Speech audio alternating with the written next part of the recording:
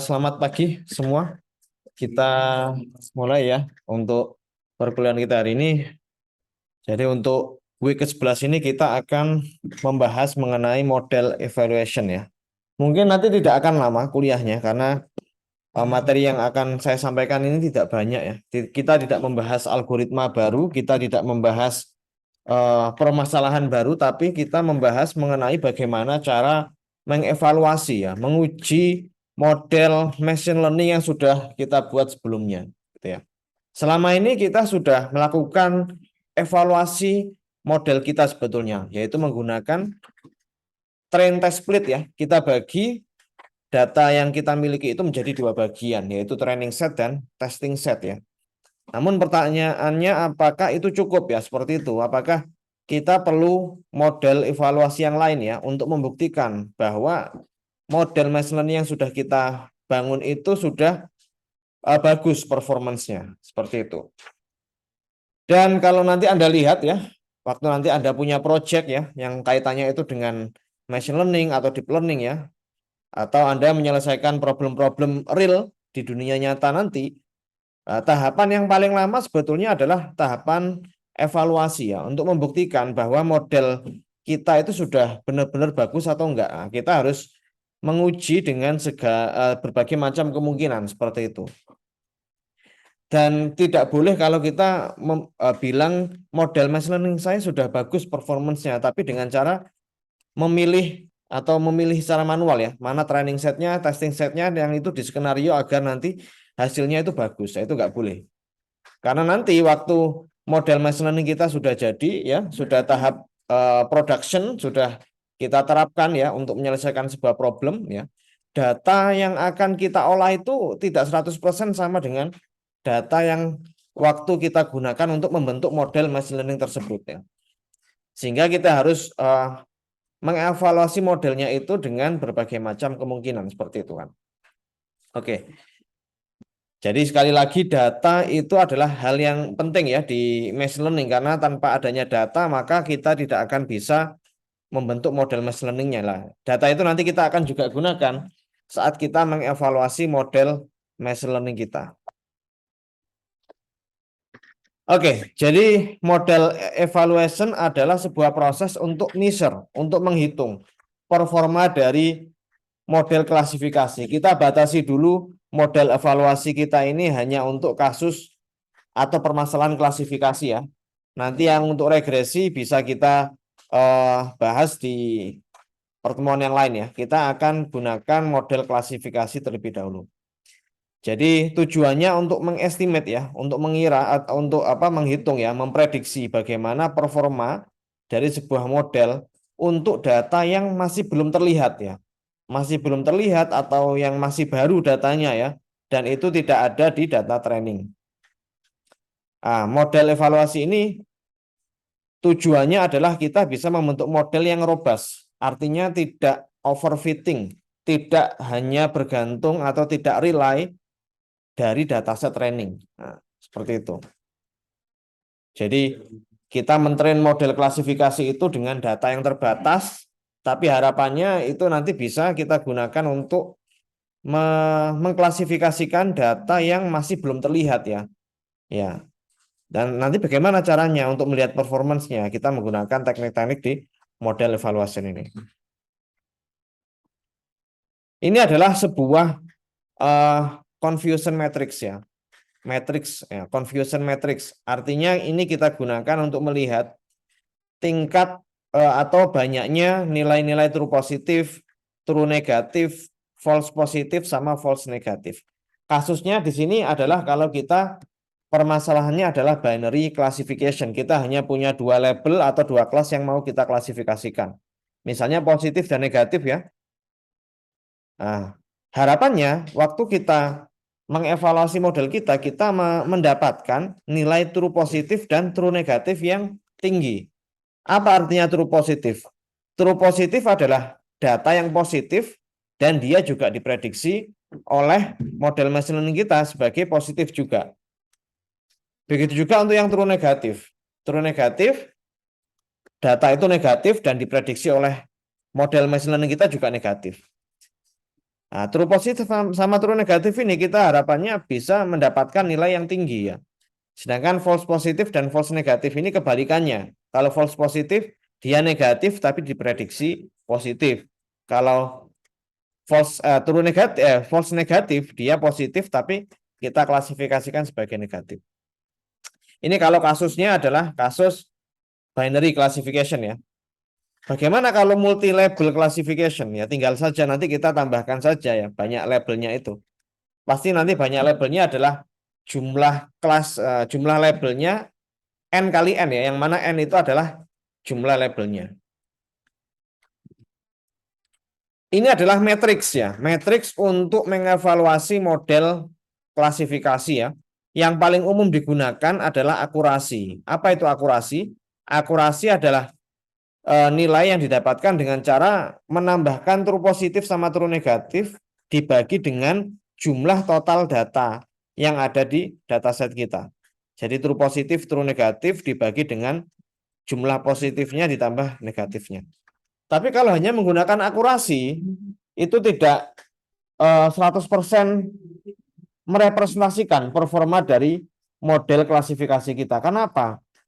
Karena kalau data kita itu unbalance. Unbalance artinya adalah data kita itu distribusinya tidak balance antara satu kelas dengan kelas yang lain. Misalnya Anda punya 100 data ya. 10 datanya itu misalnya datanya untuk mendeteksi kanker atau tidak kanker. 10 datanya itu yang kanker. Karena pasti di real case-nya itu distribusi data kanker itu pasti lebih sedikit ya daripada yang tidak kanker. Dari 100, 90-nya yang negatif, 10-nya yang positif. Kalau Anda membentuk sebuah model klasifikasi, pokoknya semuanya saya prediksi sebagai negatif. Akurasinya ya 90% gitu kan. Tapi 90% itu tidak berarti bagus karena nilai itunya jumlah dataset yang kanker itu hanya 10. Kalau semuanya saya prediksi positif semua, negatif semua ya akurasinya tetap 90%. Nah, sehingga akurasi ini masih tidak cocok ya, tidak cocok kalau data kita imbalance. Ada juga error. Error ini adalah 1 minus akurasi ya. Ya sama. Kita tinggal ganti saja true positifnya menjadi false positif sama false negatifnya. 1 minus akurasi. Biasanya ya kebalikannya akurasi ya error. Kalau kita fokus ke persentase errornya ya udah kita gunakan error. Kalau kita fokus ke nilai yang betulnya ya kita gunakan akurasi. Oke, error harapannya nilainya sedikit ya. Kalau akurasi kita harapannya nilainya tinggi. Kalau precision apa? Precision ini adalah true positif, jumlah positifnya dibagi dengan true positif ditambah false positif ya. Nah, ini fokusnya ini kalau kita ingin melihat ya perhitungan atau jumlah positifnya itu kan ya true positif dibagi true positif sama false positif ya. Precision ini sebetulnya untuk melihat ya kalau sebuah model klasifikasi itu mendeteksi sebuah kelas itu positif. Nah, apakah positifnya itu benar-benar positif ya? Karena ada kalanya positif tapi ada nilai false positifnya. Gitu kan ya. Nah, itu kita sebut sebagai precision. True positif dibagi dengan true positif ditambah false positif. Ya, misalnya tadi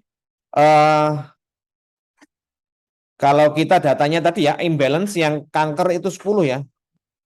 Nah, jadi kan 10 dibagi true positifnya kan 0 ya. Nah, semuanya false positif. Nah, kalau datanya imbalance kita pakai presisi kelihatan nanti performance-nya. Oke, kalau recall atau sensitivity itu adalah atau true positive rate itu adalah true positif dibagi dengan jumlah positifnya. Gitu ya. Jadi ini juga kalau datanya imbalance bisa kita gunakan. Precision sama recall ini lebih akurat untuk melihat atau melihat performa dari data yang imbalance ya. Kalau false positive rate, FP rate itu adalah false positif dibagi negatif. Kalau specificity true negatif dikurangi dibagi negatif, jumlah negatifnya atau 1 minus FP rate ya. Biasanya yang paling aman itu kita bisa menggunakan F1 score ya. F1 score ini adalah kombinasi antara precision dan recall. 2 dikali precision dikali recall dibagi dengan precision tambah recall. Biasanya kalau data kita imbalance, lebih baik kita menggunakan F1 score karena dia mengkombinasikan perhitungan presisi sama recall ya.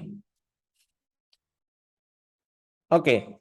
Kalau untuk multi-class classification bagaimana? Nah, kalau multi-class classification ya kita hitung saja jumlah objek yang betul diklasifikasikan dengan betul dibagi dengan jumlah objek keseluruhannya.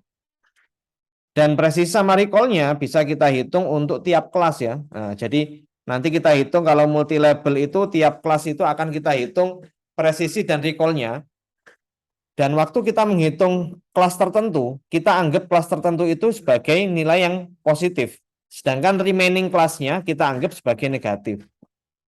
Sebetulnya mudah saja ya untuk precision sama recall untuk multi label classification ya. Misalnya kita punya kelas itu 5 A, B, C, D, E. Waktu kita menghitung presisi untuk kelas A ya sudah, kelas A itu kita anggap sebagai kelas positif. Kelas B, C, D, E-nya kita anggap sebagai kelas negatif. Begitu juga untuk kelas B, kelas C, kelas D sampai dengan kelas E. Nanti kita rata-rata nilai presisi sama recall-nya. Oke, ini adalah beberapa metrik ya, atau istilahnya itu metode untuk menghitung sebuah metrik. Bagaimana cara menghitung sebuah performance atau metrik yang tadi kita bahas, ada presisi, ada recall, ada akurasi gitu kan. Nah, kita hitung menggunakan 5 cara ini. Training data, independent test data, hold out method, k-fold cross validation, sama leave one out method. Ada juga bootstrap method sama metode yang lain, tapi kita akan bahas yang kelima ini. Training data, independent test data, hold out method, k-fold cross validation method, sama leave one out method. Ini kita urutkan dari yang paling simple sampai yang paling kompleks. Yang paling simple menggunakan training data, yang paling kompleks kita bisa menggunakan leave one out method gitu ya. Oke, mungkin sampai sini ada pertanyaan dulu. Intinya kita akan mencoba menghitung matriks ya, performance. Selama ini kita menggunakan akurasi saja. Waktu kita gunakan algoritma naive Bayes ya, gunakan algoritma KNN, apalagi artificial neural network dan lain sebagainya, itu kita menggunakan akurasi saja. Tapi sebetulnya akurasi itu tidak 100% bagus digunakan untuk menilai sebuah model klasifikasi, karena kalau data kita itu imbalance, akurasi itu tidak bisa merepresentasikan performa dari model machine learning kita. Nah, kita bisa menggunakan tadi precision recall ya, dan juga F1 score. Biasanya kalau yang paling banyak digunakan di penelitian-penelitian itu menggunakan F1 score. Dia menggabungkan perhitungan precision sama recall seperti itu. Itu untuk menghitung performance-nya. Tapi bagaimana cara membagi data training sama data testing? Selama ini kita menggunakan train test split ya. Kita atur berapa persen testing setnya, berapa persen training setnya. Sebetulnya masih banyak cara yang lain.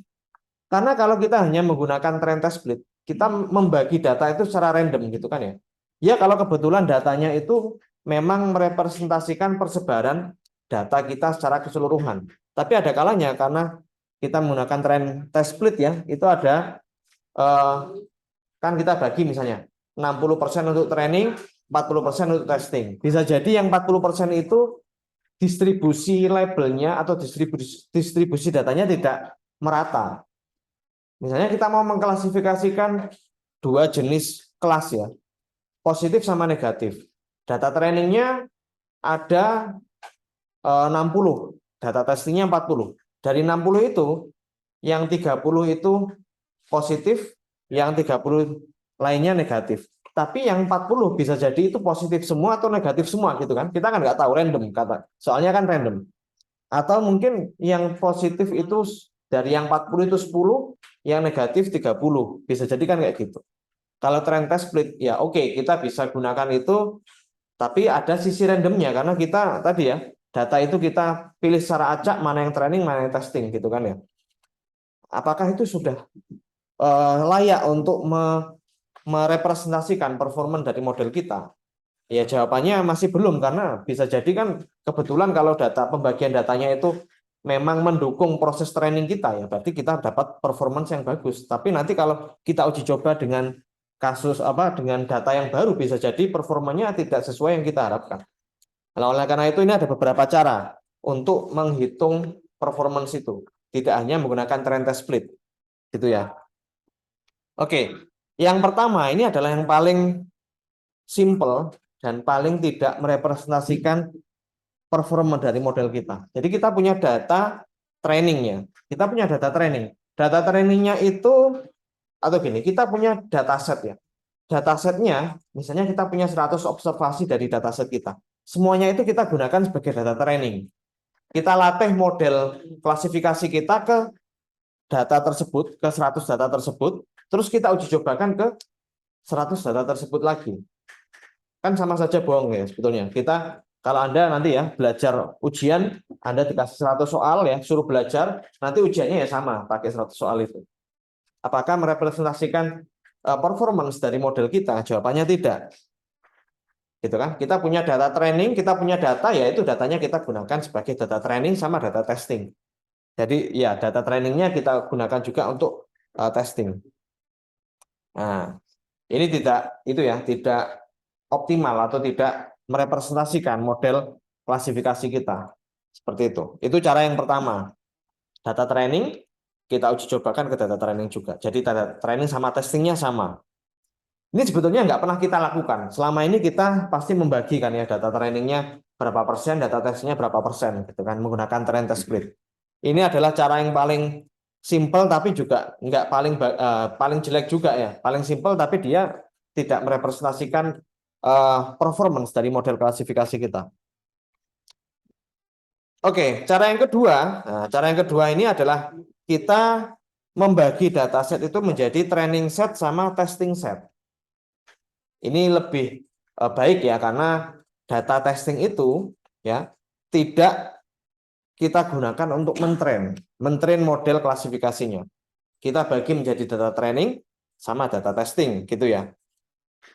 Jadi estimasi menggunakan independent test data. Data testingnya tidak kita gunakan untuk mentrain model klasifikasinya. Contohnya ini Anda bisa lihat ya, ada sebuah report dari Queensland di tahun 1987 ya, yang dia itu adalah mereport eksperimen di domain medical ya. Nggak tahu ini medical datanya apakah untuk mendeteksi kanker atau mendeteksi penyakit tertentu ya. Nah, itu digunakan dia mentrain data itu di tahun 85. Data tahun 85 digunakan untuk mentrain model klasifikasinya. Dan diuji cobakan ke data tahun 86. Nah, berarti data tahun 85-nya itu digunakan untuk training, kita uji cobakan ke data tahun 86. Ini lebih baik ya daripada cara sebelumnya karena data testing itu tidak digunakan sebagai proses training. Nah, sebetulnya yang kita lakukan selama ini adalah ini. Kita menggunakan hold out method. Apa itu hold out method? Hold out method itu beda dengan ini ya, dengan independent test data. Kalau independent test data itu ya kita mentrain modelnya, tapi kita nggak bisa langsung uji cobakan, kita menunggu data yang baru. Kalau hold out, data yang sudah kita miliki sekarang, kita bagi jadi dua. Training set sama testing set. Ini yang selama ini kita lakukan. Gitu kan ya, menggunakan trend test split. Kita punya 100 observasi, ya sudah kita bagi datanya itu menjadi training set dan testing set. Oke ya. Bisa jadi 60-40 ya proporsinya, atau 2/3 sepertiga, atau 70-30. Biasanya kita menggunakan proporsi yang lebih banyak untuk training setnya. Gitu ya. Nah, trend test split itu adalah salah satu metode hold out method. Kita bagi menjadi dua set gitu ya. Dan cara selanjutnya kita bisa menggunakan train, validation sama test. Jadi ada satu data set baru yaitu adalah validation set. Selama ini kita menggunakan training set sama testing set, tapi di sini ada validation set.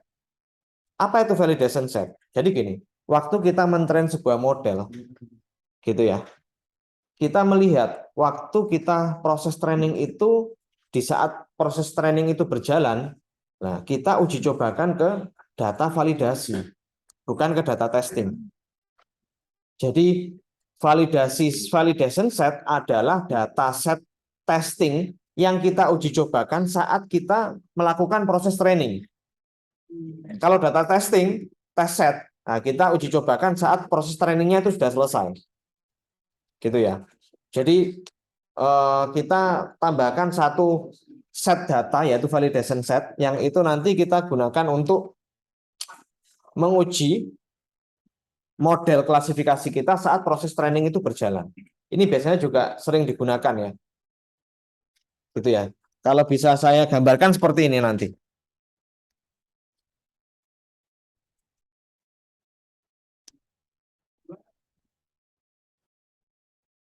Oke ya. Jadi saya ilustrasikan seperti ini. Misalnya kita punya dataset 100 gitu ya. 100 observasi. Ini adalah dataset kita. Oke ya. Ini 100 dataset kita, mulai dataset ke 0 sampai 99 ya. Ini kita bagi menjadi 3 dataset ya. Kita bagi jadi, misalnya kita bagi ya,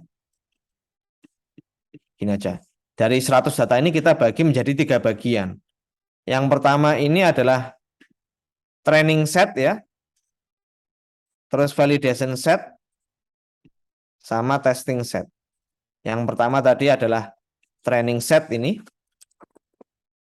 Training set, terus ada validation set ya, dan testing set. Nah, apa bedanya validation set sama testing set? Jadi gini, validation set sama training set ini kita gunakan saat proses training itu berjalan. Misalnya, waktu kita menentukan jumlah K yang paling optimal, gitu kan ya. Jumlah K yang paling optimal untuk KNN, mulai dari K1 sampai dengan K10 misalnya. Lah kita uji cobakan, kita training ya. Model ini jadi misalnya ini algoritmanya ya, classifiernya. Ini classifiernya, bisa pakai KNN atau naive Bayes dan sebagainya ya. Nah, classifier ini akan kita train menggunakan dataset training. Ini kita train ya. Ini kita gunakan untuk training. Nah, saat menentukan K, jadi misalnya ini KNN ya. Misalnya kita parameternya, kalau di KNN kan parameternya K ya, jumlah K-nya. Atau parameter atau distance-nya pakai Manhattan atau pakai Euclidean dan sebagainya. Nah, ini training ya, terus kita uji cobakan di validation. Ini kita testing. Nah, kita testing ya, menggunakan data validasi saat proses training itu berjalan. Gunanya apa? Kita gunakan untuk ini mengadjust parameternya. Misalnya kalau K-nya itu 0 ya, K-nya 1, kita uji cobakan ke data set validasi, akurasinya sekian, K-nya 2 sekian, K-nya ketiga sekian, dan seterusnya. Testing set ini masih kita simpan, ya. Kita sembunyikan dulu testing set ini. Nah, testing set ini kita masih sembunyikan. Nah, saat nanti model klasifikasinya itu sudah jadi ya, sudah diproduksi, misalnya klasifiernya ini sudah masuk tahap production, nah, baru kita uji cobakan ke testing set. Akurasinya berapa gitu. Selama ini yang kita lakukan hanya membagi training set sama testing set gitu kan ya. Validation setnya ini nggak ada. Nah, kalau sekarang kita tambahkan validation set, data set yang kita gunakan untuk menguji coba model classifier kita saat proses training itu masih berjalan. Nanti kalau sudah proses trainingnya sudah jadi, kita mendapatkan parameter yang terbaik, baru nanti itu kita uji cobakan ke testing set. Ini lebih akurat atau bisa lebih merepresentasikan model klasifikasi kita, karena testing set benar-benar nggak kita gunakan untuk mentuning parameter, untuk mengejas parameter. Parameternya kita adjust menggunakan dataset validasi ini. Bukan dataset testing ya, tapi dataset validasi. Paham ya bedanya ya? Validation set kita gunakan untuk tuning parameter, untuk mengadjust parameter yang paling cocok. Kalau Anda lihat di slide lagi ya, kita kembali lagi.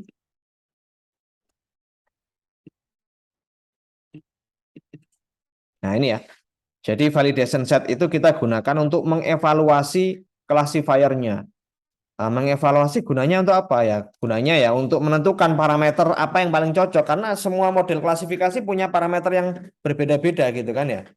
KNN ada parameter K-nya, kalau logistic regression ada parameter activation function-nya, kalau artificial neural network ada parameter jumlah neuronnya, jumlah layer-nya dan lain sebagainya. Nah, validation set itu kita gunakan untuk tuning parameter yang paling cocok. Baru nanti kalau sudah jadi model classifier-nya kita uji cobakan ke data testing. Seperti itu. Nah, di bawah ini ada note ya. The test data can be used for parameter tuning. Dataset testing tidak bisa kita gunakan untuk mentune, mengadjust parameter. Yang bisa kita gunakan mengadjust parameter itu adalah based on data validasi, validation set. Bisa dipahami ya? Seperti itu. Kalau analoginya seperti apa ya? Analoginya misalnya kalau di sepak bola ya. Sepak bola, Anda punya tim sepak bola, Anda latihan gitu kan ya. Anda latihan di lapangan gitu ya. Lawannya apa? Lawannya ya bisa jadi anggota tim Anda sendiri gitu ya. Misalnya di satu tim sepak bola ada 40 pemain ya. Ya udah, tadi kita training itu kita uji cobakan ya menggunakan anggota tim itu sendiri. Validasinya apa? Validasinya misalnya kita uji coba pertandingan percobaan gitu ya dengan tim lain gitu ya. Nah, nanti kita bisa melihat, oh ternyata tim kita masih kurang gitu ya, finishingnya kurang dan sebagainya. Tesnya kapan? Tesnya saat pertandingan sungguhan gitu ya. Piala Dunia misalnya kayak gitu. Nah, Piala Dunia itu tesnya benar-benar timnya itu kita bisa lihat performanya bagus atau enggak. Kalau validasi ya uji coba dengan tim yang lain. Kalau training ya kita uji coba pakai tim kita sendiri. Jadi kayak istilahnya seperti itu ya. Kita kalau analoginya kalau di sepak bola seperti itu. Oke, mungkin sampai sini ada yang mau ditanyakan dulu? Nggak sulit kok. Ini sebetulnya kan cuman itu ya, model atau metode untuk mengevaluasi model classifier gitu ya. Oke, kita lanjut lagi. Oke ya, ini lanjutan yang tadi sebelumnya ya. Training set, testing set, sama validation set. Saat evaluasi itu sudah selesai ya, maka data itu bisa kita gunakan untuk membuild classifier-nya. Jadi sebetulnya kalau kita sudah uji cobakan ya, kita tuning parameter yang paling bagus, baru nanti kita bisa gunakan semua datanya itu sebagai dataset training. Tapi paling enggak kan setelah kita menentukan parameter yang tepat ya, baru nanti kita build model yang menggunakan dataset yang kita miliki semua. Karena semakin besar data training, maka akan semakin besar bagus juga classifier-nya kan ya. Dan semakin besar dataset testing, maka kita bisa mengestimasi error dengan lebih akurat. Oke, kita break dulu 5 menit ya. Sambil kalau nanti Anda bisa lihat di slide-nya, kalau ada pertanyaan nanti bisa ditanyakan ya. Nanti kita mulai lagi pukul 10.25. Oke, lanjut ya. Oke, metode selanjutnya adalah stratification. Ini merupakan perbaikan dari metode holdout yang sudah kita bahas tadi. Kalau metode holdout atau yang selama ini kita gunakan menggunakan trend test split, dia akan merandom gitu ya. Dia akan merandom semua datanya, mana yang masuk data training dan mana yang masuk data testing. Bagaimana dengan stratification? Stratification juga sama, merandom, tapi ada satu step tambahan, yaitu adalah dia akan membuat sedemikian rupa sehingga nanti data training sama data testingnya memiliki jumlah distribusi dari tiap label itu balance, gitu ya. Jadi kalau stratification ini akan sangat bermanfaat kalau data kita adalah unbalanced, gitu ya. Kalau saya coba representasikan atau saya coba bikin ilustrasi di sini ya.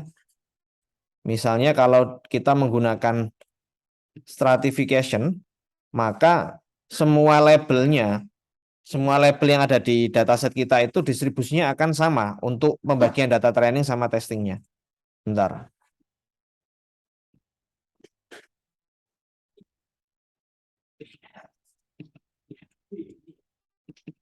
Oke ya, ini saya hapus lagi. Nah, kalau hold out ya, yang hold out misalnya,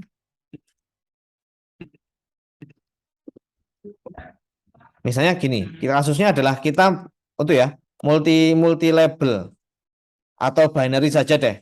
Binary, misalnya kelasnya itu positif sama negatif atau ya P sama N ya, positif sama negatif. Misalnya kita punya data itu yang positif itu 100 ya atau 70 ya, 70, terus yang negatif itu 30 gitu ya. Kalau kita menggunakan hold out atau trend test split gitu ya. Kalau kita menggunakan trend test split atau hold out ya, istilahnya itu hold out.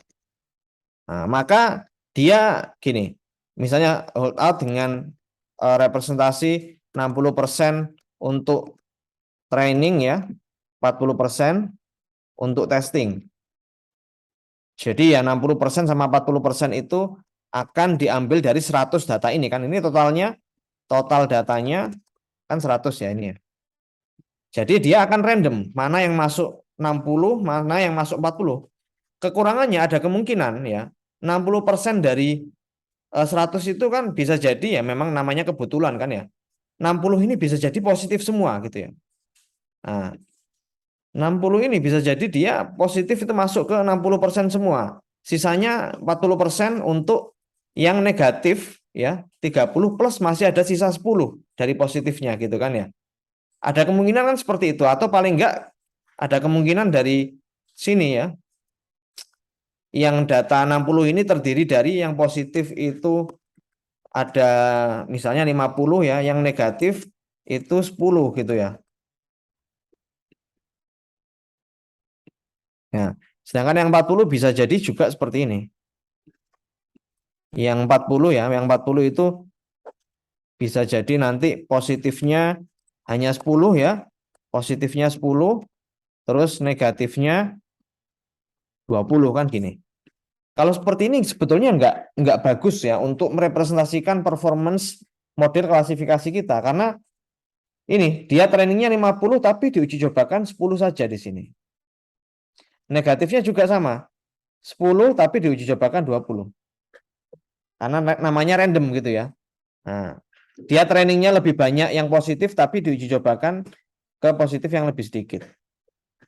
Pokoknya random. Kalau hold out itu bisa jadi nanti atau yang paling parah bisa jadi nanti jumlah positifnya itu 60 gitu. Jumlah positifnya 60 ini yang paling parah. Negatifnya 0. Negatifnya 0. Jadi dia nggak belajar apa-apa dari yang kelas negatif. Terus untuk testingnya P-nya yang positifnya 0, yang negatifnya 30. Nah, positifnya 10, negatifnya 30. Pasti yang 30 ini bisa jadi banyak salahnya. Nah, ini kekurangan dari hold out. Dia benar-benar random. Ya, ini kasus yang terburuk kan seperti ini. Tapi kalau menggunakan stratified ya. Nah, stratified ini kita bagi misalnya 60% ya. Nanti namanya stratified hold out namanya. Jadi stratified itu adalah metode untuk membagi data menjadi training sama testing dengan distribusi yang seimbang. Gitu ya. Jadi misalnya kalau kita menggunakan stratified hold out, maka 60% sama ya, misalnya 60%-nya untuk 60% untuk training dan 40% untuk testing misalnya. Maka dia akan mengambil 60% dari 70 sama 40% dari 30. Jadi 60%-nya di stratified holdout. Di sini kita akan menentukan jumlah P-nya berapa kira-kira P-nya. P-nya yang positif untuk data training, P-nya itu sama dengan 60% dari 70 ya. From 60% dari 70 ya. Nah, 60% dari 70 berapa? 0,6 kali 0,6 dikali 70 ya, sama dengan 42. Yang negatifnya itu 0,6 juga dari 30. Itu 18 ya. Itu kan. Sedangkan untuk testingnya sisanya tadi. Yang positif itu berarti 40%-nya, 0,4-nya dari 70, yang berarti 28 ya. Ya. 70 itu sama dengan 28, dan yang negatif itu 0,4-nya dari 30, yaitu 12. Kalau seperti ini distribusinya seimbang ya antara training sama testing. Gitu. Nah, kita kembali lagi ke slide-nya. Bisa dipahami ya. Nah, stratified itu adalah sebuah advanced version of balancing the data. Nah, maka tujuannya adalah untuk make sure, untuk apa? Meyakinkan bahwa setiap kelas itu merepresentasikan dengan represented with approximately equal proportion. Proporsi dari data training sama testingnya untuk tiap label adalah seimbang ya. Tidak 100% seimbang, paling enggak ya mendekati nilai seimbang. Kalau data kita seperti ini kan gampang ya, untuk pengalinya kan enggak ada komanya, tapi bisa jadi datanya itu enggak, kalau kita ambil 40%-nya itu ya bisa jadi koma, tapi paling enggak kan mendekati seimbang seperti itu ya. Oke, itu adalah stratification. Oke, selanjutnya adalah repeated holdout method. Tapi sebelum itu mungkin yang stratification ada yang ditanyakan? Jelas ya? Bedanya holdout sama stratification. Nah, kalau holdout kita benar-benar random. Pokoknya kita bagi 60, 40, 70, 30 tanpa memikirkan distribusi dari tiap labelnya. Kalau yang stratification kita tetap memikirkan distribusi dari tiap label itu. Tujuannya biar data training sama testingnya distribusi dari tiap labelnya itu seimbang. Selanjutnya adalah repeated holdout. Oke, jadi gini. Kalau holdout ya, holdout tadi atau stratification kita lakukan hanya sekali gitu kan ya. Maksudnya adalah kita bagi data itu cukup sekali, 60, 40, 70, 30. Kita lakukan sekali saja gitu kan ya. Tapi kalau repeated ini kita lakukan beberapa kali. Jadi bisa jadi nanti kalau data kita tadi 100 ya, nanti kita repeat yang data data ke-5 itu sekarang masuk ke data training. Bisa jadi nanti di iterasi berikutnya dia masuk ke testing. Kita lakukan holdout itu dengan repeat ya, dengan repeated. Kita lakukan secara berulang, tidak cukup sekali. Kalau tadi holdout ya, kita lakukan sekali, pembagiannya cukup sekali saja di awal. Tapi kalau repeated, kita lakukan berulang kali. Training set sama testingnya bisa jadi beda-beda, gitu ya. Training set sama testing setnya, tiap iterasi itu bisa berbeda-beda. Misalnya repeatednya 10 kali, berarti nanti kita akan membagi dataset itu sebanyak 10 kali. Gitu ya. Yang selama ini kita lakukan sekali, tapi ini kita lakukan berulang kali. Tiap perulangan itu, tiap iterasi, kita uji cobakan ke model klasifikasi kita. Terus bagaimana cara menghitung performance-nya? Ya kita nanti akan rata-rata. Akurasinya kita rata-rata, presisinya kita rata-rata, dan seterusnya. Itu adalah repeated holdout. Kita bagi datanya itu beberapa kali. Nah, kalau repeated holdout ini bisa jadi kita gunakan juga yang stratification. repeated holdout menggunakan stratification. Berarti nanti tiap repeat itu, tiap iterasi pasti dipastikan dataset training sama testingnya distribusi tiap labelnya akan seimbang. Error rate-nya ya atau nanti performance-nya bisa kita rata-rata nanti ya dari tiap repeated. Apakah repeated holdout ini sudah optimal? Nah, bisa jadi masih belum optimal karena apa? Jadi gini, tadi misalnya kalau repeated holdout kita akan random ya mana data training sama testingnya. Tapi bisa jadi data training satu observasi data dia hanya digunakan untuk training saja tapi nggak pernah digunakan untuk testing. Karena namanya random gitu kan ya. Kalau random berarti ya ada kemungkinan kita punya 100 data, data ke-20 itu selalu masuk ke data training. Nggak pernah masuk ke data testing. Nah, itu masih nggak optimal karena kita berharap semua data itu pernah dijadikan data training sama pernah dijadikan data testing. Biar nanti kita bisa menilai performa itu dengan lebih optimal. Nah, cara yang terakhir kita bisa menggunakan K-fold cross validation. K-fold cross validation itu adalah sebuah cara untuk menghindari testing set yang overlap. Artinya kita harus pastikan kalau kita menggunakan K-fold cross validation, kita pastikan data itu pasti pernah dijadikan training set dan juga pernah dijadikan testing set. Nah, ini ada parameternya K-fold cross validation. Gitu ya. Kalau yang repeated tadi parameternya adalah jumlah iterasinya. Tapi kalau K-fold cross validation parameternya adalah K-nya. Kalau K-nya 3 berarti kita akan bagi dataset itu menjadi 3 bagian. Ini ya. Sorry kok 3 bagian. Tetap 2 bagian tapi kita bagi menjadi 3 set gitu ya. Misalnya kita datanya 100 ya, kita akan bagi menjadi 3 subset ya. Subset yang pertama dan kedua kita jadikan training, yang ketiga kita jadikan testing. Terus untuk iterasi selanjutnya, data yang subset pertama dan ketiga kita jadikan training, subset yang kedua kita jadikan testing. Iterasi yang ketiga, data subset yang pertama kita jadikan testing, subset kedua dan ketiga kita jadikan sebagai training. Kalau seperti ini, bisa dipastikan semua data pernah menjadi training set atau testing set. Gitu ya. Biasanya yang ini sering digunakan karena bisa merepresentasikan performance matrix dari model klasifikasi dengan lebih akurat ya. Jadi semua data pasti pernah menjadi testing sama training. Biasanya sih K yang paling sering digunakan adalah 10.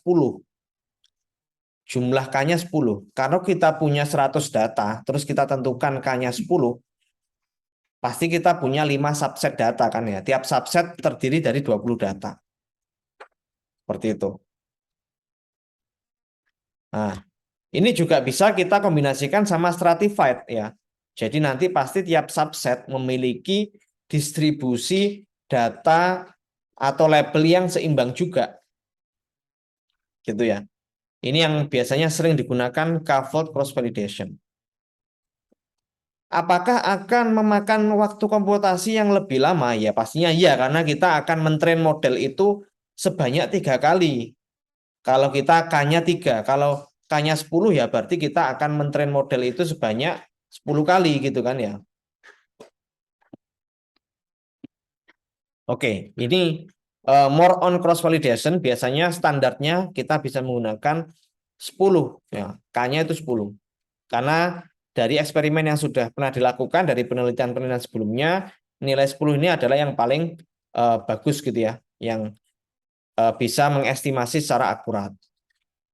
Oke, dan stratification bisa kita gunakan juga untuk mengurangi ya varians dari nilai estimasinya. Oke. Dan ini bisa lebih bagus daripada repeated stratified cross validation ya. Jadi yang repeated holdout tadi kan itu ya. Kita ada kemungkinan overlap data hanya masuk ke training set saja nggak pernah jadi testing set. Kalau yang scaffold cross validation, dia dipastikan semua data pernah menjadi training set sama testing set. Ini cara yang terakhir. Cara yang terakhir ini sangat simpel sebetulnya. Jadi leave one out itu adalah termasuk juga cross validation. Tapi ya di sini adalah kita hanya menggunakan satu data sebagai testing set. Misalnya kita punya 100 data. Kita akan gunakan 99-nya sebagai data training, satunya sebagai data testing. Dan itu kita lakukan sampai semua data itu kita jadikan sebagai testing set. Nah, disadvantage-nya adalah dia sangat computationally expensive. Kalau data kita cuma 100, oke lah kita lakukan training 100 kali. Kalau data kita 1000, kita training 1000 kali gitu ya. Pasti dia akan computationally expensive. Dan kalau kita menggunakan leave one out ya, maka kita tidak akan bisa menggunakan stratification. Karena pasti kan testing setnya cuma satu saja kan ya. Nah, tapi kapan saat kita menggunakan leave one out ini ya? Kalau data kita sedikit nggak masalah ya, kita bisa menggunakan leave one out karena dia tidak akan memakan waktu yang lama gitu ya. Tapi kalau data kita banyak, kita nggak cocok menggunakan leave one out. Apalagi kalau model klasifikasi yang kita gunakan adalah yang kompleks seperti artificial neural network ya. Satu kali training itu butuh waktu berapa lama? Nah, itu nggak cocok. Oke, kita break lagi 5 menit ya. Mungkin kalau ada pertanyaan silakan sebelum kita lanjut ke implementasinya ya di Python untuk model evaluasi ini. Oke, seperti yang tadi saya bilang, kita nggak akan lama kuliah hari ini karena pembahasan yang kita bahas ini tidak banyak ya. Oke, kalau ada pertanyaan silakan ya. Iya, silakan.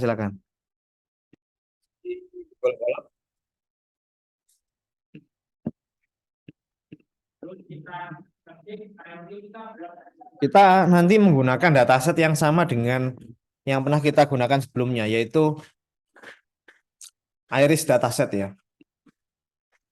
Kita pakai algoritma yang simpel saja, KNN.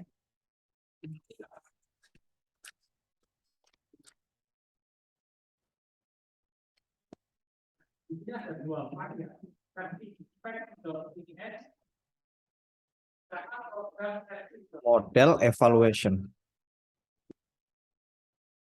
Oke, jadi yang pertama ini kita import datasetnya dulu dari scikit-learn. Import datasets. Terus kita import lagi untuk model selection-nya. Ini kita coba yang itu dulu ya. Pakai yang trend test split ya. Trend test split tadi bisa kita sebut juga sebagai holdout ya. Oke. Terus kita import algoritma klasifikasinya menggunakan KNN. From scikit-learn.neighbors import k-neighbors classifier. Oke.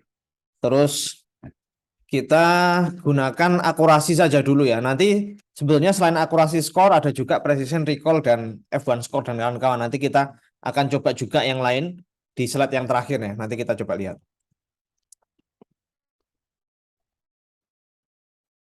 Import akurasi score. Oke. Terus kita panggil datasetnya dulu. Panggil datasets dot load iris ya. Seperti ini. Terus datanya kita ambil feature-nya ya. Kita ambil dari iris.data. Sama untuk targetnya kita ambil dari iris.target ya. Jadi ini features-nya, ini labelnya. Nah ini kita bagi menjadi xtrain, xtest ya. ytrain sama ytest. Kita pakai train test split ini sama seperti yang kita lakukan sebelumnya ya. Train test split dengan data feature-nya tadi, terus kita tentukan targetnya ya. Bentar. Datanya, targetnya, X, Y-nya, terus test size-nya ini kita tentukan 40% saja. Sama random state-nya 1 gini ya.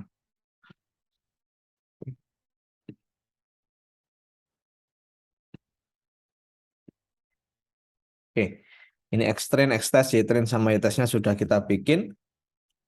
Nah, ini kita coba lakukan training ya, menggunakan nilai K mulai dari 1 sampai 10 ya. Ini sama persis dengan yang sudah kita lakukan sebelumnya ya.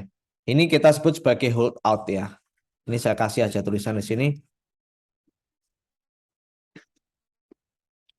Belum pakai stratify, tapi hanya hold out saja. Hold out evaluation, gini aja, hold out gitu aja. Oke, ini kita tentukan classifier-nya.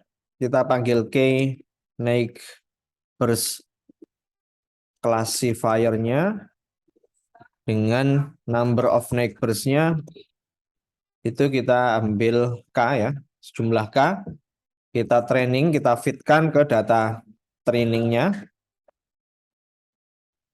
X-train, Y-train, terus kita prediksi, kita taruh di variabel YPRED ya, CLF dot predict X-test ya.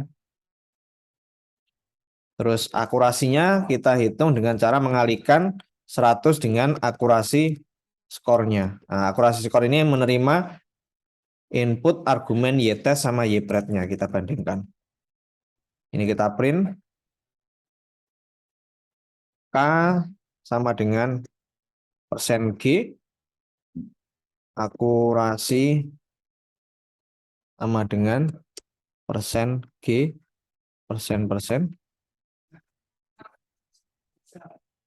K, akurasi.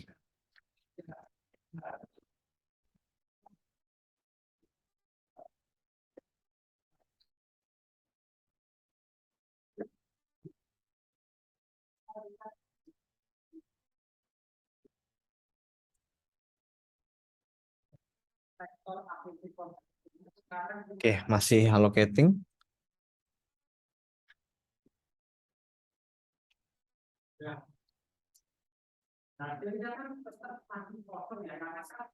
Oke, sebentar. Trend test split ya. Oke, ya ini kita dapatkan akurasi yang paling bagus di ini ya. K2, K3, K5, 6, 7, 8, 9, 10 ini sama nilai akurasinya ya.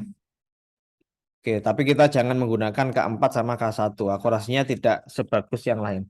Oke, ini cara yang hold out ya. Kita coba cara yang kedua.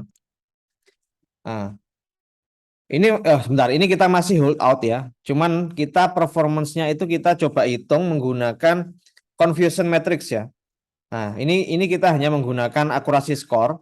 Nah, ini kita coba menghitungnya itu menggunakan confusion matrix. Kita tampilkan dalam bentuk confusion matrix seperti yang tadi ada di slide ya, yang tadi ya. Confusion matrix itu biar ada matrix antara yang positif sama negatif seperti ini ya. Nah, ini jumlah matriksnya, ukuran shape matriksnya itu adalah N kali N. N sama dengan jumlah fiturnya. Jumlah kelasnya, labelnya. Nah, caranya gimana? Kita panggil saja from scikit-learn lagi. Dot matrix ya. Import confusion matrix. Oke. Terus kita, karena tadi yang number of neighbors-nya yang paling bagus itu, ya ini kita ambil saja 5 ya. K-nya yang 5 kita ambil. Nah, CLF sama dengan K, neighbors classifier. Dengan number of neighbors-nya sama dengan 5. Terus kita fit di sini.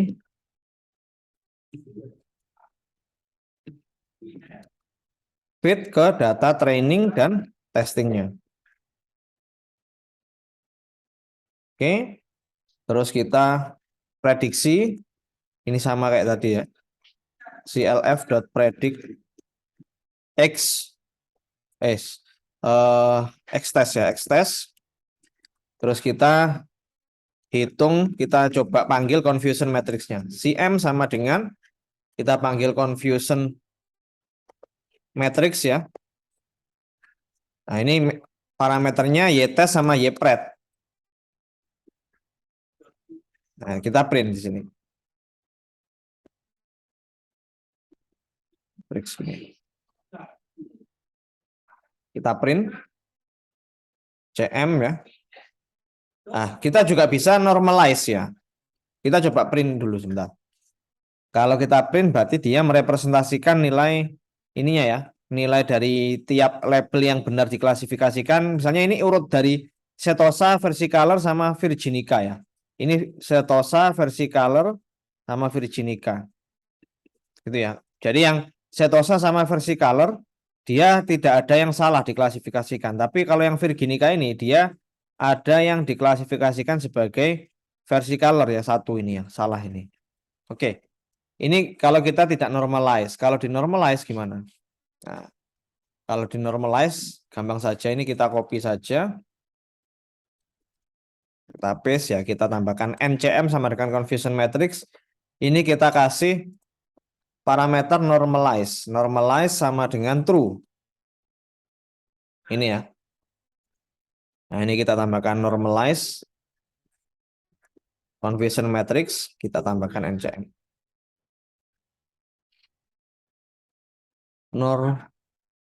Normalize nggak pakai.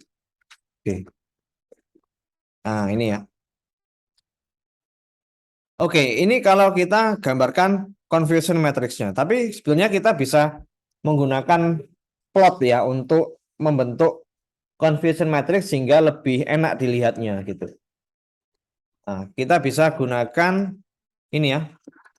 Ini kalau kita mau tampilkan pakai plot sehingga hasilnya lebih bagus, kita bisa pakai from scikit-learn dot matrix ya. Kita import plot confusion matrix. Ya. Terus kita import matplotlib karena nanti kita akan plotkan ke sebuah plot function ya, SPLT.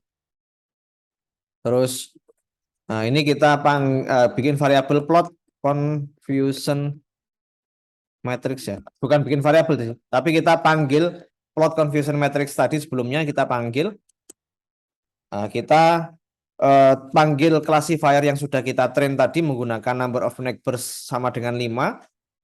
Terus kita panggil X-testnya sama Y-testnya ya.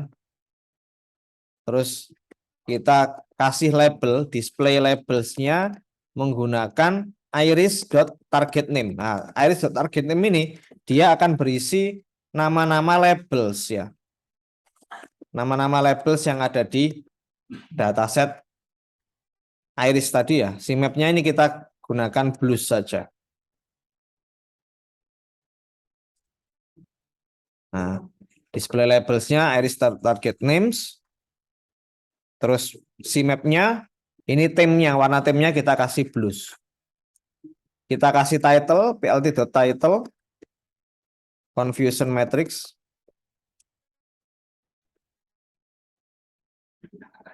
Terus kita show di sini. Oke, ini kita tampilkan dulu. Nah, seperti ini ya. Jadi Setosa, Versicolor sama Virginica. Ini ya. Yang Versicolor ada, yang Virginica ada yang dipredik sebagai Versicolor 1 ini. Jadi ini yang salah sebetulnya, yang salah satu. Nah, ini yang bukan normalize. Kalau yang normalize gimana? Ini kita copy saja. Nah, ini kita ganti, ya kita tambahkan di sini normalize, atribut normalize sama dengan true. Ini ya. Ini kita kasih judul yang berbeda.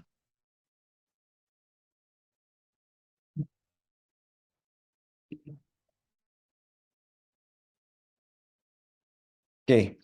Nah, ini ya.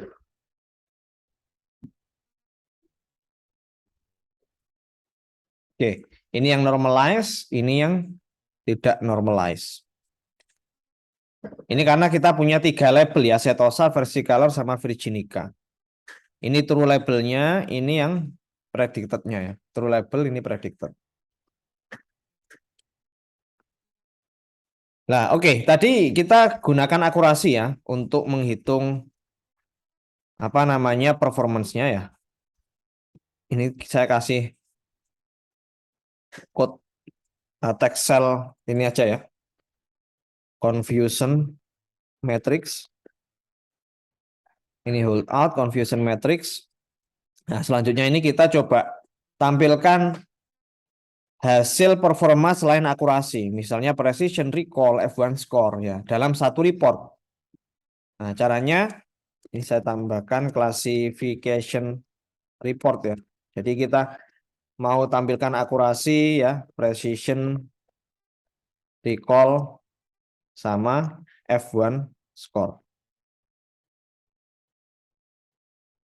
Nah, ini kita panggil library dari scikit-learn lagi, dot matrix ya, import classification report. Oke, nanti habis ini saya cek ya, biar nanti kalau ada problem bisa kita diskusikan. CLF sama dengan, ini kita copy saja dari sebelumnya ya, biar nggak terlalu lama. Ini kita copy.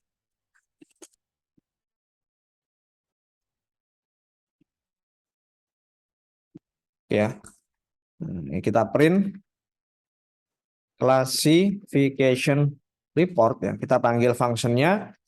Nah, ini kita tambahkan ytest, ypret ya, target names.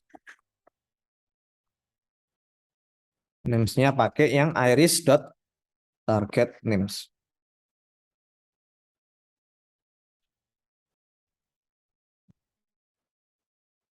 Nah, ini kita kelihatan precision, recall, sama F1 score dari tiap labelnya. Terus ini adalah average-nya ya.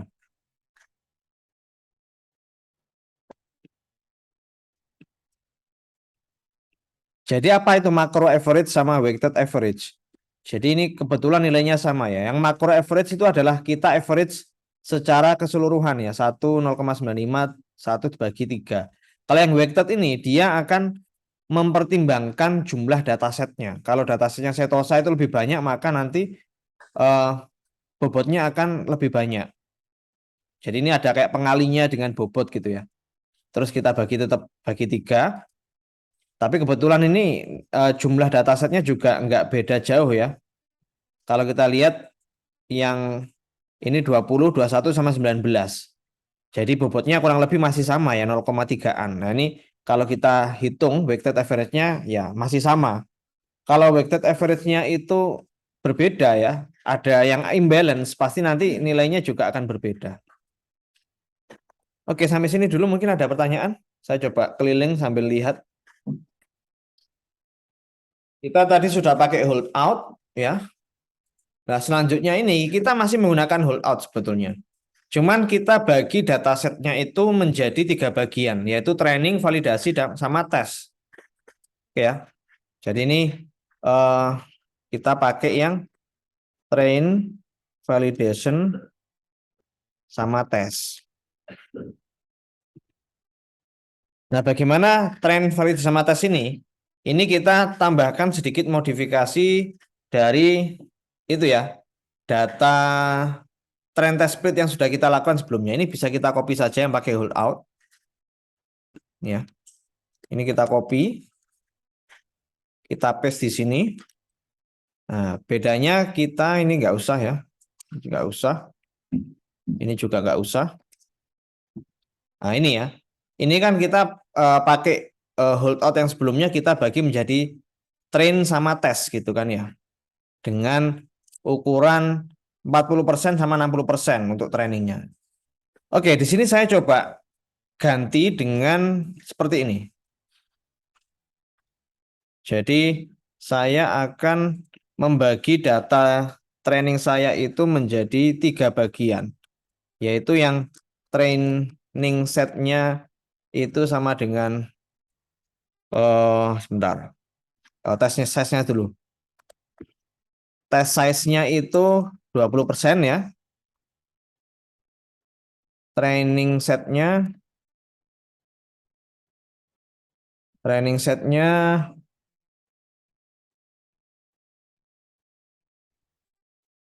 entah berapa ya.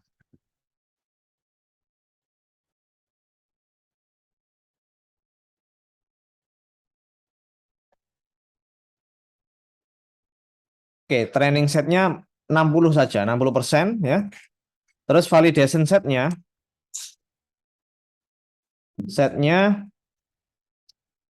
itu 20% juga. Jadi totalnya kan 100 ya. 20, 60, 20 ya. Sebetulnya validation set ini sebetulnya dia mengambil dari training set. Sehingga di sini ya, yang test size-nya ini kita ganti dengan 0,2 dulu. Karena kan testing setnya 20% ya ini ya. Nah ini kita ganti 0,2 dulu. 80%-nya untuk training sebetulnya ya, trainingnya. Tapi dari 80 itu nanti kita ambil 20 gitu ya. Nah caranya gimana? Nah oke, ini kita sudah kita sudah bagi trainingnya 80 sama testingnya kan 20 ya. Ini kita copy lagi. Kita copy di sini. Nah, ini kita ganti menjadi X valid ya. X valid ini kita ganti jadi Y valid ya. Jadi dataset validasinya ya. Nah, ini kita ganti bukan data lagi tapi extrain. Kita ambil dari extrain. 20 dari 80 itu berapa? Yaitu 0,25 ya. Nah, targetnya ini kita ganti dengan Y-train. Jadi 20% ini kita ambil dari training set. Tahapannya kalau saya coba jelaskan lagi ya. 20% untuk testing ya, 80% untuk training gitu ya. Ini tahapan pertama. Nah, terus tahapan yang kedua,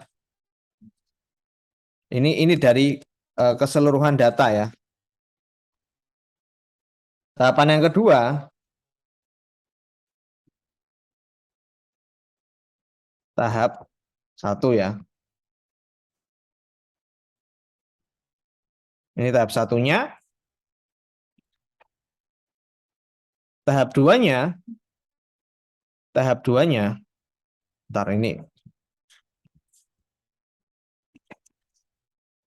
Tahap duanya, 20% untuk validasi, 25% untuk validasi, dan 75% untuk training dari training set ya. Nah, dari training set. Jadi 20% untuk testing, 80% untuk training dari keseluruhan data, terus dari training setnya kita ambil 25% untuk validasi dan 75% untuk training. Sehingga di sini saya tambahkan 0,25 ya di sini ya. Jadi nanti totalnya ya ini, testing setnya 20, training setnya 60, validation setnya 20. Oke, ini saya hapus dulu. Oke ya. Nah, ini kita masih sama ya. Ini kita ganti number of neighbors-nya tetap K ya. Terus ini kita uji coba ke dataset validasi.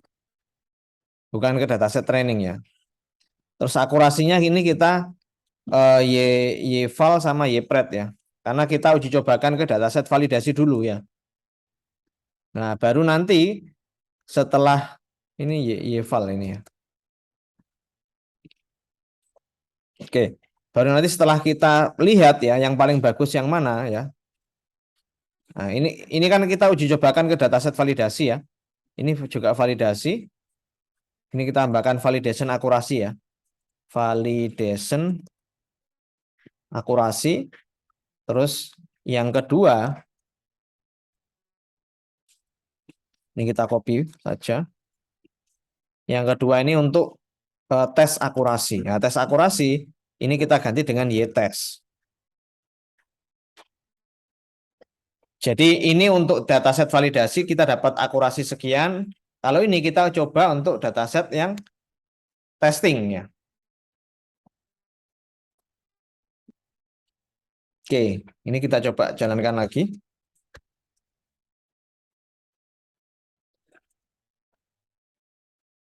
Nah, validation akurasinya sekian, tes akurasinya sekian. Bentar, kok jelek ya? Sebentar. Oh, ininya belum ya. YPRED-nya ini belum saya tuliskan di sini ya.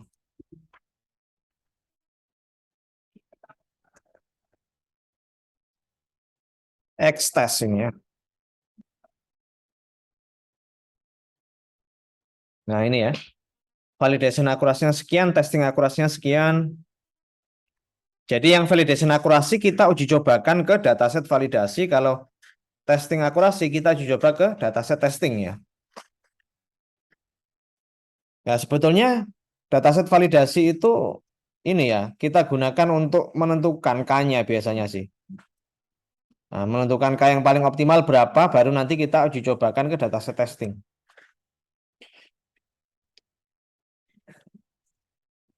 Oke, kita lanjut saja dulu, karena masih banyak ya.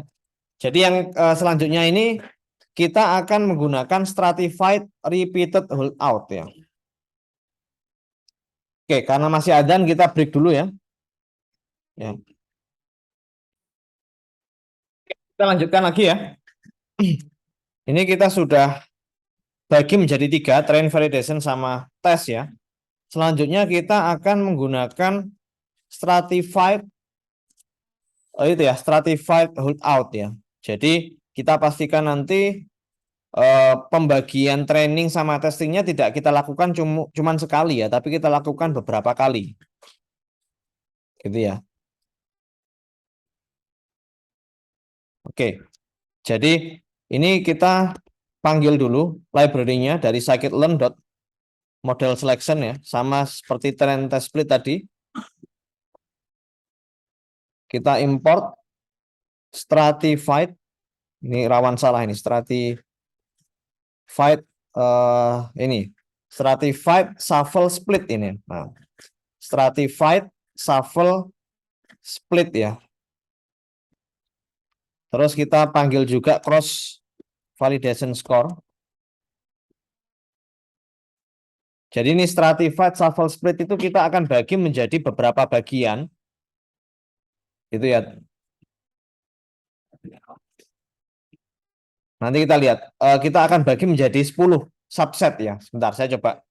Ini matplotlibnya nggak perlu kita panggil. Jadi saya bikin variabel SSS sama dengan ini kita panggil pakai list gini ya. Stratified shuffle split ini kita masukkan di sini. Terus kita bikin number of splits-nya itu sama dengan 10. Jadi nanti kita stratified shuffle split ini kita bagi menjadi 10 bagian, yang mana setiap bagian itu pasti memiliki distribusi yang sama untuk tiap labelnya gitu ya. Terus number of split-nya 10, test size-nya 0,4 ya. 0,4, random state-nya kita samakan saja 1 ya.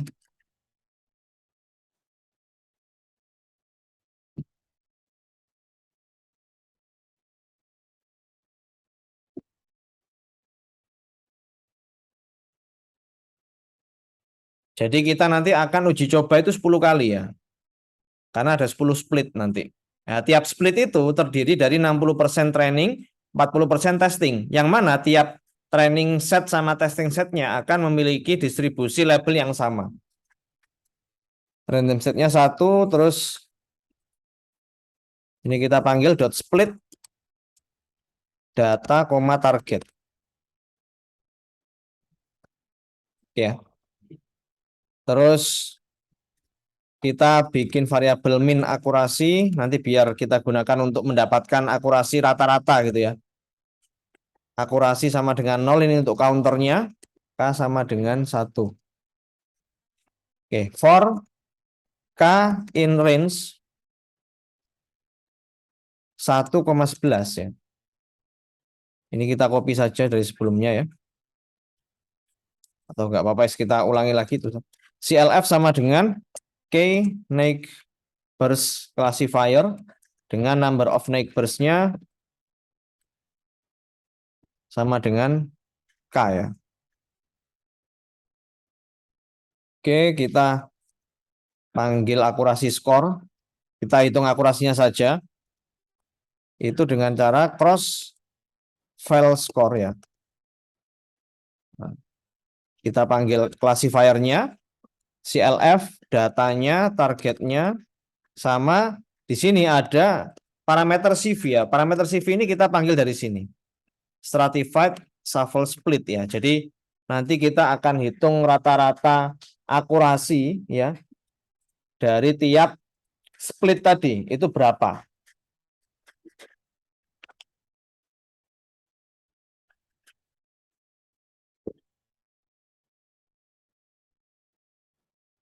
Oke. Sebentar ini saya coba selesaikan dulu. Ini kita panggil min akurasinya, min acc.append 100 dikali akurasi skor. Akurasi min, sorry, bukan akurasi skor tapi akurasi min. Min. Ini kita ambil dari ya akurasi min ini. Bentar, akurasi min. Bentar, ini akurasinya kok belum ya? K neighbors classifier.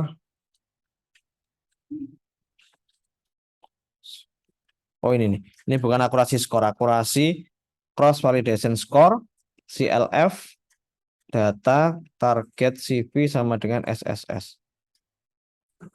Oke.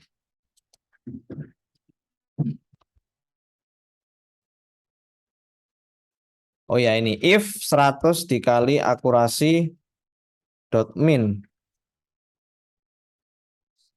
lebih dari akurasi, maka akurasinya kita ambil yang paling tinggi ya.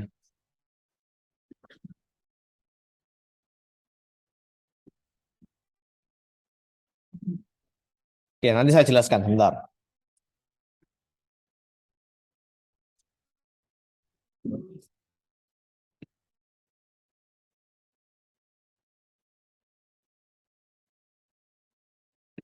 K sama dengan K. Kita print highest min akurasi is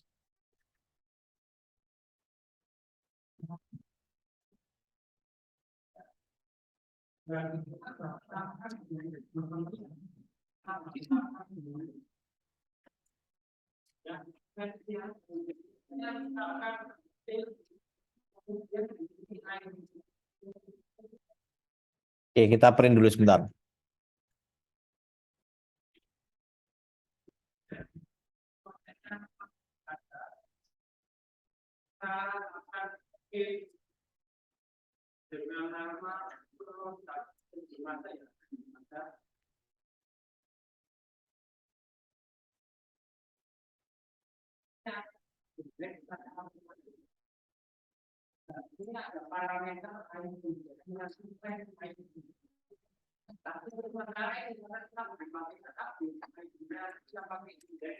Oke, jadi gini.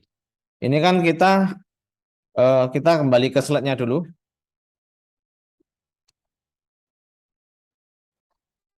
Jadi kita akan menghitung rata-rata akurasi untuk 10 split ya. Jadi kan gini, number of splitnya kan 10, berarti nanti kita akan mempunyai data training sama testing ya sebanyak 10 split. Nah, jadi pasti dia nanti akan melakukan pembagian data ya 60 sama 40% sebanyak 10 kali secara random ya. Tapi dipastikan dari tiap training set itu pasti akan memiliki distribusi jumlah data yang sama dari tiap labelnya. Nah, di sini kita hitung nanti rata-rata akurasinya, misalnya kalau K yang sama dengan 1, K sama dengan 1, rata-rata akurasi untuk 10 splitnya itu sekian, 95,4 ya, atau 95,3 ini ya. Kalau yang K-nya 3 itu sekian, K-nya 4 sekian, K-nya 5 sekian, 6, 7, 8 sekian. Nah, jadi dia akan menghitung rata-rata akurasi untuk 10 split ya. Dari tiap K-nya. Jadi kita akan mencari K yang paling optimal yang memiliki rata-rata akurasi paling baik untuk 10 split stratified yang sudah kita buat tadi. Gitu ya. Oke, ini kita coba print dulu. Oh, sebentar, ini indentasinya salah. Ini harusnya di luarnya for ini. Oke.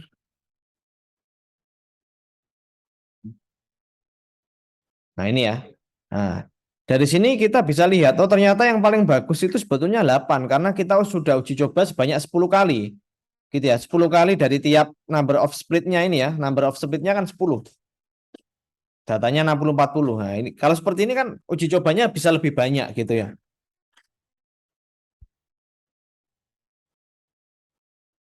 Oke, ini kalau kita menggunakan stratified ya, stratified holdout ya.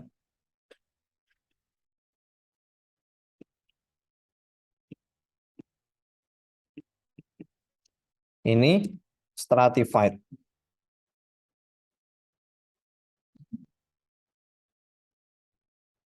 Oke, selanjutnya kita pakai yang cross validation ya. Ini yang biasanya lebih sering digunakan. Oke, nanti habis ini saya coba cek ya. Nah, ini kita bisa copy saja dari sebelumnya ya. Nah, ini kita tinggal ganti saja sebetulnya di sini. Ini CV-nya nggak pakai SSS, tapi pakai ini 10. Jadi kita bagi menjadi 10 split, tapi nggak pakai stratified. Gitu ya. Nah, jadi eh, dari tiap dataset nanti akan kita bagi menjadi 10 split gitu ya.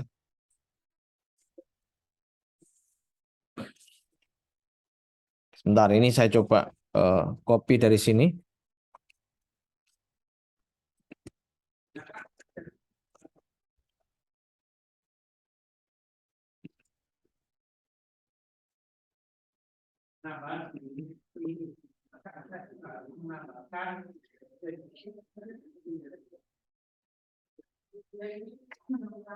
Oh, hasilnya kok beda sebentar. Number of neighbors-nya 3, CV-nya 10 ya. Betul ya. Akurasi, oh ini nggak perlu ini.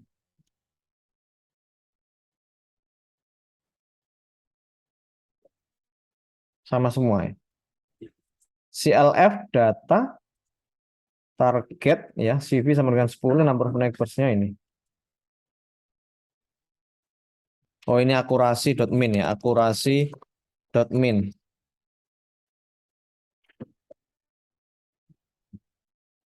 Oke ya betul ya. Jadi gini, bedanya apa dengan stratified ya? Saya coba ilustrasikan lagi.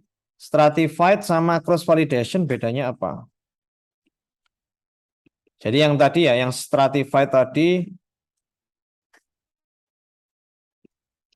kalau cross validation ya, kita balas yang cross validation dulu. Cross validation dengan numbernya itu 10 ya, dengan parameter 10 split. Berarti dari 100 data, kita akan memiliki 10 data sebanyak 10 ya. Nah, jadi 10, 10, 90-nya untuk training ya. 10, 90-nya untuk testing. Ya, kalau stratified misalnya dengan 10 split ya. Split dan test size-nya ini kan yang sebelumnya ya, test size-nya 0,4. Berarti kita misal 100 data ya, kita akan memiliki 10 split ya.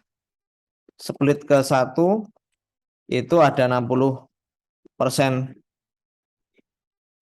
training, 40% testing gini ya. Bentar. Nah, ini sebanyak 10 kali. Split kedua juga sama. Jadi split ke 1 ada 60%, 40, split kedua 60, 40 juga. Ya, ini datanya beda, ini sama ini beda. Di random datanya. Dan seterusnya sampai split ke 10. Nah, datanya beda. Nah, kalau cross validation tadi 10 kali 10 data ya. Jadi split pertama ya. Split ke 1 itu 10% testing, 90% tes training. 2, 3 sampai dengan ke 10 ya, split ke 10. Nah, 10-10-nya ini pasti dia kebagian. Dia pasti kebagian menjadi dataset training sama testing. Jadi nggak mungkin overlap. Kalau stratified, ada kemungkinan dia overlap. Ya. Tapi kelebihannya stratified apa? Stratified tadi dipastikan bahwa semua datanya itu memiliki ini ya, memiliki apa namanya? Distribusi yang sama, gitu ya. Kalau cross validation bisa jadi ini distribusinya beda gitu. Nah, bagaimana dengan stratified cross validation itu juga bisa. Nah, nanti Anda bisa coba ya. Tinggal dimodifikasi sebetulnya nanti. Ini yang dijelaskan yang menggunakan cross validation sama stratified holdout ya. Oke. Ini kita kembali lagi ke code-nya. Ya, ini stratified holdout, ini cross validation, yang terakhir kita menggunakan leave one out.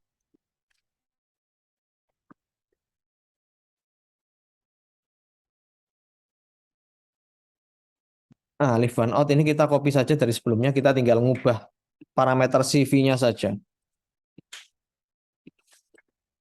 Nah, kita import dulu from scikit-learn .model selection. Nanti kalau ada pertanyaan silakan ya tanya. Nanti saya coba cek. Leave one out.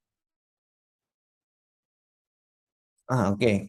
Terus kita definisikan LOO sama dengan leave one out lah. Ini kita tinggal ganti aja CV-nya lu gini ya.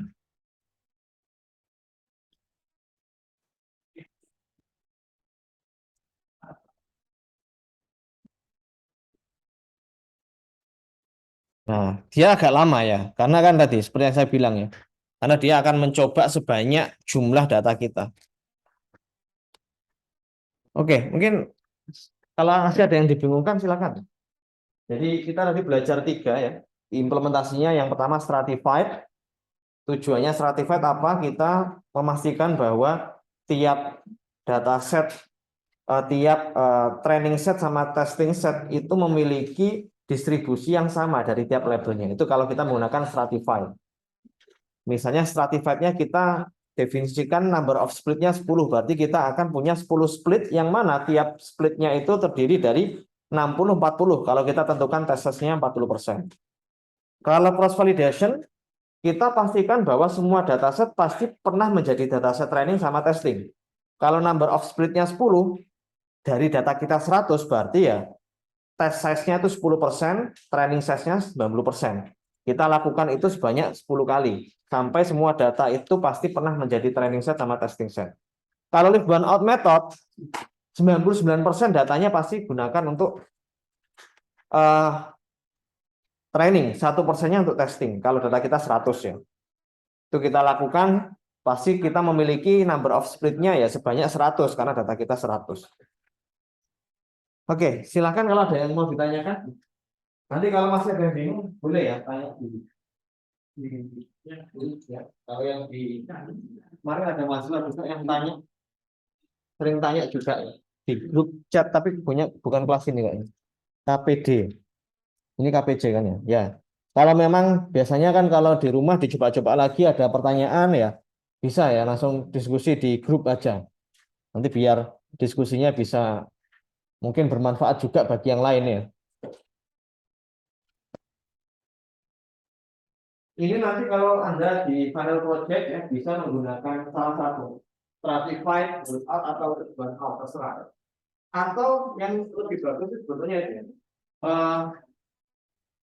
stratified digabungkan dengan cross validation. Jadi 10 data, kalau number of split-nya 10 ya, berarti 10% sama 90%. 10% sama 90%-nya pasti memiliki distribusi yang sama. Itu bisa menggunakan stratified cross validation.